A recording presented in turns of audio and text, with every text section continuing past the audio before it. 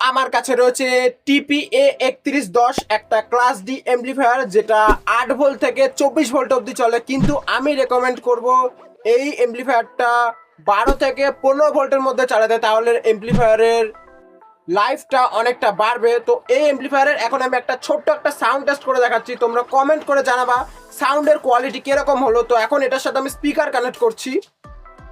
তো দেখতে পাচ্ছ এখানে রয়েছে আমার এমপ্লিফায়ারটাকে পাওয়ার দেওয়ার জন্য আমি ইউজ করেছি এই 12 ভোল্টের বড় ট্রান্সফর্মারটা আর এই ব্রিজ রেকটিফায়ারটা। আর এমপ্লিফায়ারে অডিও ইনপুট দেওয়ার জন্য আমি ইউজ করেছি আমার হাতের তৈরি একটা বেস বুস্টেড সার্কিট সহ ব্লুটুথ মডিউল।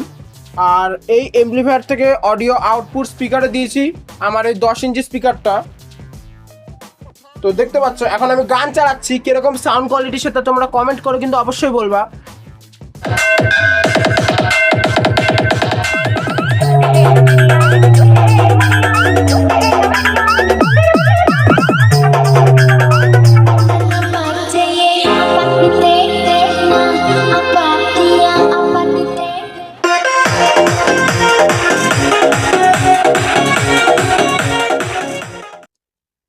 তো কেমন লাগলো এই ক্লাস ডি এমপ্লিফায়ার বোর্ডের সাউন্ড টেস্টিং সেটা তোমরা কমেন্ট করে জানিও। আর এটা লং ভিডিও দেখতে চাইলে এক্ষুনি চ্যানেলটাকে সাবস্ক্রাইব করে রাখতে পারো।